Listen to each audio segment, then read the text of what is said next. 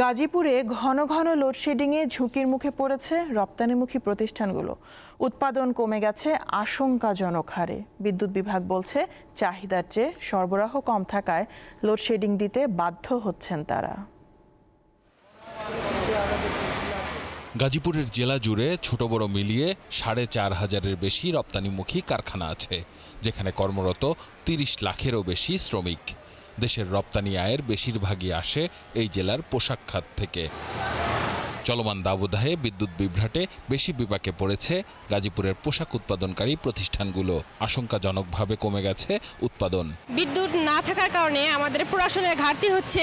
মাস শেষে দেখা যায় শিপমেন্ট করার কথা ৫ লক্ষ, সেখানে শিপমেন্ট হইতে ৩ লক্ষ, ৩.৫ লক্ষ। শিপমেন্ট না হলে তো মালিক আমাদের বেতন ঠিক মতো দিতে পারবে না, আর এই ক্ষেত্রে তো আমাদের পারিবারিক একটা সমস্যা হবে। বাড়ি ঘর ছেড়ে আসছি, কাজ না থাকলে মালিকেও বেতন দিতে পারে না ঠিক মতো। না বেতন দিলে আমরা খাবো কিভাবে?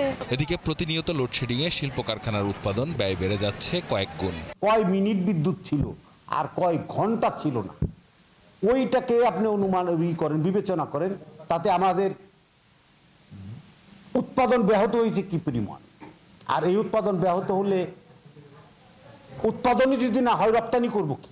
আর রপ্তানি যদি না করি, রপ্তানি আয় বাড়বে কোত্থেকে?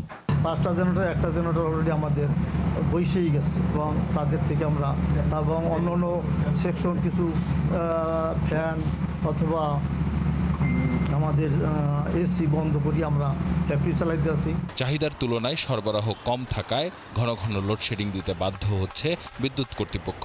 প্রচণ্ড কষ্ট করতে হচ্ছে, প্রচণ্ড গরম বেড়ে গেছে, মানুষের ভোগান্তি বেড়ে গেছে। আমরাও খুব আসলেও বিব্রত হচ্ছি মানুষকে সেবা না দিতে পারে।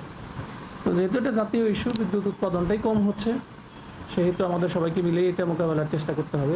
দেশের রপ্তানিমুখী প্রতিষ্ঠানগুলো সচল রাখতে কর্তৃপক্ষ নিরবিচ্ছিন্ন বিদ্যুৎ সরবরাহ নিশ্চিত করবে, এমনটাই প্রত্যাশা সংশ্লিষ্টদের। দীপ্ত বার্তা কক্ষ।